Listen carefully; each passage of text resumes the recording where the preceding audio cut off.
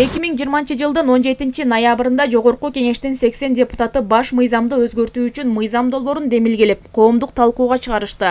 Жаңы мыйзам долбооруна ылайык президенттин укуктары кеңейтилип, мамлекеттик башкарууга элдик курултай институту киргизилген. Ошондой эле парламент депутаттарынын саны 90го кыскартылып, өкмөттү башкаруу президентке жана анын аппаратына жүктөлгөн. Коомдук ишмер Адилет Ишеновдун пикиринде Конституцияны өзгөртүү референдуму президентти тандоо күнүнө коюлганы жарандарды эки анча ойго салат. Учурдагы жумушун өткөрүп бербеди, Саттыр Жапаровдун чечими айтып атпайбы, экономия жасайлы, кыскартуу кылып тез бир каржылык, өзүңүз айткандай каржылык тармагында жакшы бир ушундай бир өзгөрүүлөрдү жарата алды атат. Ал тарабынан караганда да туура болот. Себебинде бүгүнкү күндө бизде дагы бюджеттин тешиги өтө эле кыйнап турат абалды. Мына жакынкы учурда Кытайдын да карызы келип турат. Ошондуктан бул тарабынан караганда дагы туура болот. Өзгөртүлүп жаткан баш мыйзамда элдин талаптарын, президенттин жана өкмөттүн институттарын кайра форматтоону эске алуу менен 5 жылга шайлануучу Жогорку Кеңештин депутаттарынын санын 90го кыскартуу каралган. Мажоритардык же пропорционалдык система боюнча шайланган депутаттардын Жогорку Кеңештеги өкүлчүлүгү конституциялык мыйзам менен аныкталат. Парламентке Кыргыз Республикасынын конституциясы жана мыйзамдары менен каралган башка ыйгарым укуктар да берилет. Эгемендик алган 30 жыл ичинде өлкө партиялык система менен жашап келди. Коомдук ишмер Жаныбек Асанов партиялык система коррупциялык схемаларга жол ачкан багыт болуп калганын белгилейт. Анын баамында бир мандаттуу парламент орносо, эл менен бийликтин ортосундагы ажырым жоюлмак.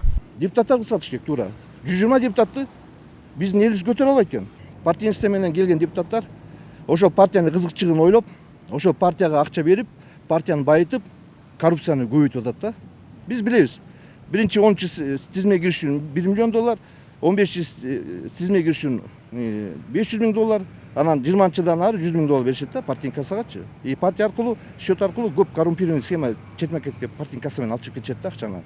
Талкууга коюлган мыйзам долбоорунда элдик бийликтин жогорку кеңешүүчү, консультативдик жана координациялоочу органын орнотуу сунушталат. Бул орган элдик курултай институту деп аталып, ал өз ишин президент, жогорку кеңеш, мамлекеттик органдар, жергиликтүү өз алдынча башкаруу органдары, алардын кызмат адамдары менен өз ара аракеттенип жүргүзөт. Бул институт президенттин, жогорку кеңештин төрагасынын отчетторун угуу укугуна ээ болмокчу. Жаңы долбоорго ылайык мамлекет башчысынын ролун жана жоопкерчилигин жогорулатуу боюнча бир топ өзгөртүүлөр киргизилери маалым болду. Президент аткаруу бийлигинин ишин жетектейт.